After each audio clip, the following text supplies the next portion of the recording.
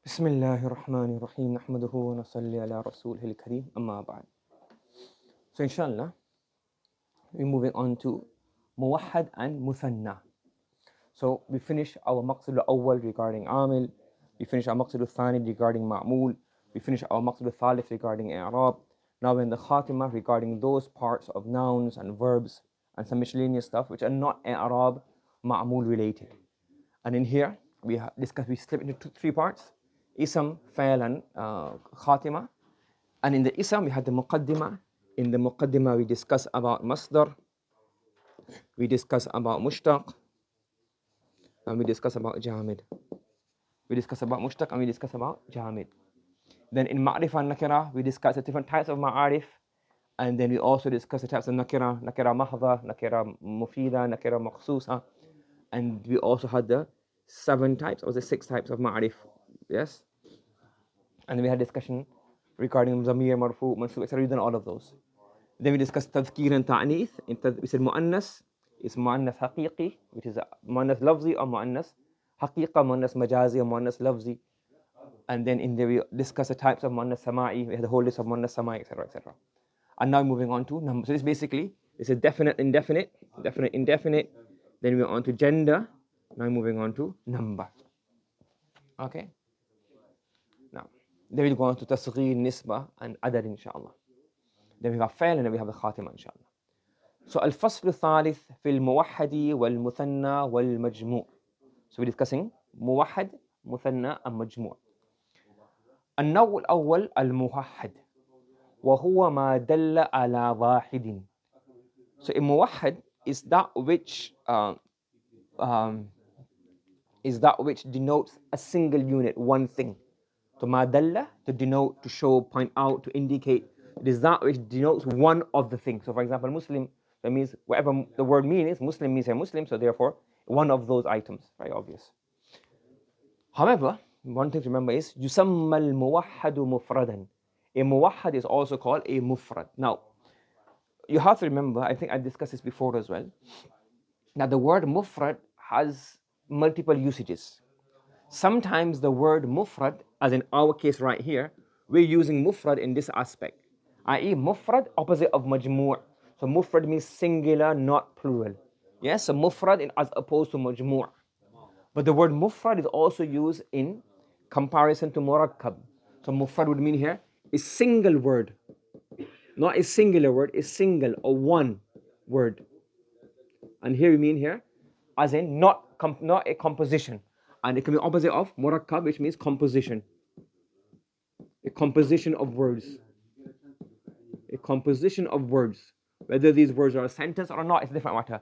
So when you say mufrad, it can have two meanings. So that's why we use the word muwahhad here. Hidayat An-Nahw also has that word muwahhad, I think. Some books have mufrad, it doesn't matter. Just make sure you know in your mind, when mufrad is mentioned, what are we talking about? Are we talking about mufrad opposite to plural? Or are we talking mufrad opposite to murakkab? Okay. الثاني النوع الثاني المثنى وهو ما دل على اثنين. No, they translate this. مثلا يصاغ. You done the word يصاغ already in تسريف الصغرى في التسريف. You can mean here it is formed, or what else? It is molded, made from. Okay. So the muthanna is made by فتح آخر الموحد. Step number 1, making the end of the موحد مفتوح وزيادة أليف أو ياء ونون. وزيادة أليف أو ياء ونون. And adding alif or ya and a noon. So you have to have a noon in both cases, but alif or ya and a noon. For example, what do we have here? مؤمنان ومسلمين. So what do you do here? So step number 1, step number 2, and step number 2a, or step number 3. So what do you have to do? You make mu'minun, you make the last part of the mufrad, what? Mansub, not mansub, you make it maftuh, you add a fatha into it. Then you add an alif or a ya, depending on the state, marfu, mansub, a or ay. Then you add the noon. Are you following? Then you add the a, noon. Are you following? Make sense? No. So far, so good? Yes. And just remember here, this noon, it's not in the text, I'll add in the text later on, inshallah. This noon here is a iwaz of a tanween. It is in place of a tanween. So these don't have tanween, but these replace a tanween kind of. They kind of take the place of a tanween. They're not exactly like tanween, but they're similar to tanween. So far, so good. You understand what a muthanna is and how you make a muthanna, a simple muthanna? Okay. Now, moving on, we have a few more complex rules of muthanna. So in our Arabic book in the beginning level, you've done it very easy. To make a word jewel, what do? You add ani, you add aini. It's very simple. But there are a few situations where the rule becomes a bit more complex. And we are going to discuss those scenarios now, inshallah. So, first example, we have muthanna. So if you have an ismul manqoos, right? What do you have? An ismul manqoos. What's ismul manqoos? Ismul manqoos is a noun that ends in the particle, in the word ya. So for example, qadin, hadin. Yes? So for example, we have the word qadin, for example, qadin or hadin. These are ism manqoos. When the ma'rifah becomes al-qadi, we've done these already. Just to recap, al-hadi. Okay? The next time you have, so now, what would you do with the alif, the ya? So let's okay. Then we have ism maqsoor. What's ism maqsoor? A name, a word that ends in alif maqsoora. So for example, huda, asa, those kind of words. And then we have al-ism al-mamdud, sahra'un, hamra, not sahra'un, sahra'u, hamra'u. Okay? So when we make these words, so let's go over here. We have here sahra, for example. Sahra, hamra. So now when we have these words, how do we make these plural? It's a bit more complicated because there is not simply adding a fatha on the end. So what would we do with this ya? What do we do with the alif at the end? So this ya that has become a tanween, and this ya, this alif, and this hamza and alif mamduda. What do we do with those when you're making the jewel? Are you following? So when we're making a simple word, muslimun, muslimani, not a problem, very simple. However, when we are making an ism al-manqoos or an ism al-maqsoor or an ism al-mamdud muthanna, in those cases, then what happened? What's the approach? So, in an ism al-manqoos, turaddu al-ya'u. The ya will come back. So when you have qadin, when you make it jewel, what will happen? The ya has been removed. And in here, the ya is sukoon. But you say what? Hadin becomes hadiyan. So in the ismul manqoos, the ya will be brought back. Understood? And the ismul manqoos, what happens to the ya? The ya is brought back. Hadin becomes hadiyan. Qadin becomes qadiyan. Everybody following? When you have an ismul maqsoor, like asa, what happens then? We say, well, we have to do a bit of analysis. We check if the ismul maqsoor is thalitha, meaning what? It occurs in the third position, the third letter. So the alif maqsoora, which is the third letter, turaddu ila asliha. For example, asa. وَمَا تِلْكَ بِيَمِينِكَ يَا مُوسَى قَالَ هِيَ عَصَايَ. So asa is a staff. Now the word asa, if you look at it linguistically, the word asa is really asawa. Yes? So now we know that asa was the asal of, so this alif maqsoora was originally, what was it? It was originally a waw. Therefore, when we make it muthanna, turaddu thalitha, the alif maqsoora, which occurs in the third position, the third slot, the third letter, that will be changed back to its asal. So we have asan becomes asawani. Fatan. وَدَخَلَ مَأَهُ السِّجْنَ فَتَيَانِ. So fatan is really fatayun. You got correct example, you know the answer anyways. But fatayun is from fatayun. That's why fatayat. Fatan, fatayat. Fitya. Yes? إِنَّهُمْ فِتْيَةٌ آمَنُوا بِرَبِّهِمْ وَزِدْنَاهُمْ هُدًى. So fatan is really ya'i. Asa is wawi. So when we make the jewel, we will bring back the ya or bring back the waw. So when the alif maqsoora occurs in the third position, the lamul kalima basically, then you bring back the asal. If it was a wawi, you bring back the waw. If it's a ya, you bring back the ya. Okay. And tuqlabu rabi'atu ya'an. Tuqlabu rabi'atu ya'an. Yes? If the fourth letter, we have the fourth letter, it occurs on the fourth or more, meaning it's not part of the root letters, it's something extra. Then the alif maqsura becomes a ya. So dhikra, dha is a fa kalima, kaf is a ain kalima, and ra is a lam kalima. And the alif maqsura and the ya dhikra, that occurs rabi'ah, fourth position or higher up. In this scenario, the alif maqsura becomes a ya in all cases. You don't look at the asl, it is not asl, it becomes a ya, because the asl is not a waw or ya anyway, it's additional. That becomes a ra. So dhikra, dhikrayani, even in the plural, dhikrayatun. You understand? So in the ism al-maqsur, there's two possibilities. It occurs in the third position, lamul kalima, or it occurs after the lamul kalima is za'ida. If it's the huruf asli, the lam kalima, then it goes back to the asl. Asawan, fatayan. And if it is if it occurs in the fourth kalima, after the lamul kalima, the fourth letter or more, then tuqalabu ar-rabi'atu ya, and it becomes a ya again. So it becomes dhikra, becomes dhikrayan. Everybody following? So far, so good? Achha. When you have an ismul mamdud, what do we have? An ismul mamdud. Yes? What does ismul mamdud mean? Has an alif mamduda at the end. So there's a few cases. Scenario number one, طبق الأصلية على حالها. If this ismul mamdud is asli, what is it? This alif mamduda at the end is part of the huruf asliya, it will remain in its condition. Yes? Okay.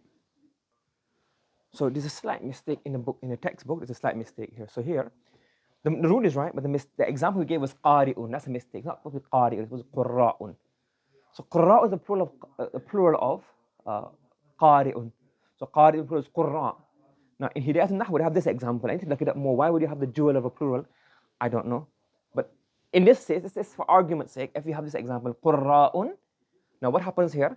The hamza, the alif ism mamdud, this part here, this is part of the asl. So therefore, tabqa ala haliha. You don't change it to a waw or a ya, you just leave it. Qurra'un becomes qurra'ani. Yes? Are you following? And if you have a munqalibah, what does munqalibah mean? It has changed. So jaza ibqa'ul munqalibati wa qalbuha wawan. If something is not asli, so if it's asli, you leave it in a condition. If it is what? Munqaliba, for example here, kisa'un is really, kisa'un is kasawna, wa kasawna al-idhama lahma. So kasayatu kiswatan, we know it's a wawi. So this kisa'un is asliya, okay, this kisa'un, so what we should do here, yeah, so this the asliya remains in its state. The munqaliba, meaning the hamzatul the alif mamduda, which has changed from a waw. So it's really kisa'un, it has now become kisa'un. So now in this situation, what will happen now? You have two choices. You can leave the hamza and say kisa'ani, or you can make it into change it into a waw and make it kisa'wani. Are you following? So in qurra'un, that's hamza asl, the alif mamduda, the hamza is part of the huruf al-asliya, that will stay as it is. And if it is munqaliba, what is it? Munqaliba. What will happen in that scenario? It will change into you can do two things. Keep the hamza, kisa'ani, or you can change it into a waw, kisa'wani. Yes? Correct? Now, if this waw, so if this waw is for ta'nith, the waw is not asliya. So in these two cases, so maybe my chart's not perfect. It should be like this here. Asliya, or meaning part of the huruf asli and not part of the ta'nith. Yes? Okay, so you have two situations. Now, is it asliya? I mean here, part of the jidr. Part of the jidr, meaning the root letters. So in the first two cases, if the hamza is part of the jidrun, then you have these two options. Either it's originally hamza from qara'a yaqra'u qira'atan, or from kasa yaksu kaswatan. So if this qara'a yaqra'u, what do? You leave it as qurra'an. And if it is what? Change from a waw, what do? You can have two options, kisa'an or kisa'wan. And if the ismul mamdud is for ta'nith, then what do? You change it into a waw. So sahra'u, that hamza, the alif mamduda at the end is not for, the alif mamduda at the end is not part of the jidr, not part of the root letters. And so therefore what you can do, you can change it into a waw. Understood so far? You got this concept? So in an ismul mamdud, you look, is it part of the jizr or not? If part of the jizr, the next question, is it part of the huruf asli? Is it originally a hamza, or is it changed to a hamza from a waw or a ya? So in that, yes, in that case, what will you do? You will change, when it's asliya, you have an option to leave it on the state, you leave it on the state, qurra'ani. And if it's munqaliba, you have two options, change it to a waw or leave it into a ya, kisa'ani or kisa'wani. And if it's for ta'neeth, then you change it into a waw. Everybody following? Yes? Okay. So now we finish the summary. Let's go to the text, inshallah. Let's cover the text, inshallah. Okay? Or let's have it over again. So again, a quick recap. A muthanna, if the ya of the manqoos comes back to raddul ya, like hadin, hadiyani. In the ism al-maqsoor, if it occurs in the third position, it goes back to the asal, asawani, fatayani. When it occurs in the fourth position, what happens then? It becomes a ya. Dhikra becomes dhikrayani. In the ism al-maqsoor, if the hamza is part of the root letters, it stays on its state, qurra'un becomes qurra'an. And if it's munqaliba, you can leave a waw or you can make it into a ya. So you can say kisa'un, you can leave a hamza and make it into a waw, kisa'un, kisa'wani. And when it's for ta'neeth, then you have to change it into a waw. For example, sahra, that alif is alif mamduda za'ida li ta'neeth, that has to become a waw, sahrawan. This is a summary of the whole muthanna discussion. The text. ترد الياء عند تثنية اسم المنقوص. So when you're making the ism al-manqoos muthanna, the ya will come back. Hadiyani is a muthanna of hadin, so the ya returns. Is that clear? Yes? Okay. Next masala. إذا كانت أليف اسم المقصور ثالثة ترد إلى أصلها. If you have an ism al-maqsoor and it occurs in the third position, the asl will come back. Nahwu asawani, muthanna of asan. So asan, the alif maqsoora occurs in the third position, therefore the waw will come back. Fatayan is a muthanna of fatan, so therefore the muthanna, the ya will come back, becomes fatayan. Understood? Yes, everybody following? Is it clear to everybody? إذا كان رابعة, if you have what? If you have an alif ism maqsoora, and it occurs in the fourth position. For example, you have a malha. So now you have mim, lam, ha. And the ya, the alif maqsoora, occurs in the fourth position. Where does it occur? In the fourth position. So now it becomes a ya. Malha, place of negligence, a place where you get distracted. So malha becomes malhayani. Because the alif maqsoora occurs in the fourth position or not. So now it becomes a ya. You got it? Mas'a becomes mas'ayani. So look, you have mas'a is a place where you do sa'i. You don't have two mas'a, but just for example. So sa'i in place of rushing, place of racing. So the ya comes in the fourth position. 1, 2, 3 in the fourth position. So now it becomes mas'ayani. It becomes what? It returns back. You following? Wa dhikra is muthanna of dhikrayani. So dhikra. Yes? So now in here, this is the example where it's wawi, example of ya'i, because some sa'ayas are laha yaluhu to distract. And this ya is extra za'ida. Yes? It's not even part of the root at all. So in all of these cases, when the ya, the alif maqsoora occurs in the fourth position or further, then it becomes a ya. You following? And إذا كان حمزة الاسم ممدود أصلية تبقى على حالها. So this is a mistake that is in the text. It's supposed to be قراء. So قراء becomes what? قراءani. Because why? We have a ism al-mamdud, but the hamza is alif, is asliya. So it remains in its position. So qurra'un becomes qurra'ani. Qari'ani, that's a mistake, that's a baja. So qurra'un becomes qurra'ani. Understood? Qurra'un becomes what? Qurra'ani. Yes? And then, if the alif mamduda is for ta'neeth, it becomes a waw. For example, saharawani, so sahara. So here we have sahara'u, ta'neeth, therefore it becomes sahrawani, it becomes a waw. It changes into a waw. Understood? And if it's munqalibah, وإذا كانت منقلبة من واو أو ياء جاز إبقاؤها على حالها وقلبها واو. You can leave it as it is, or you can change it into a waw. For example, you have two examples here. You have kisa'un, Kisawani, Muthanna of Kisaun. What's the Muthanna of? Kisaun. So you can say Kisaani or Kisawani. And Ghita'un is to cover. Yes? And this is a ya'i, aghtiya. That's what one of the plurals about ghita'un, jama aghtiya. It's a ya'i. So in here, ghita'ani becomes ghita'wani or ghita'ani. You've got two choices. So when you have a munqalibah, the munqalibah can stay as a hamza or it can become a waw. The ya doesn't become a ya again, it stays as it is. Is that clear to everybody? So if we summarize again, for the full examples, what do we have here?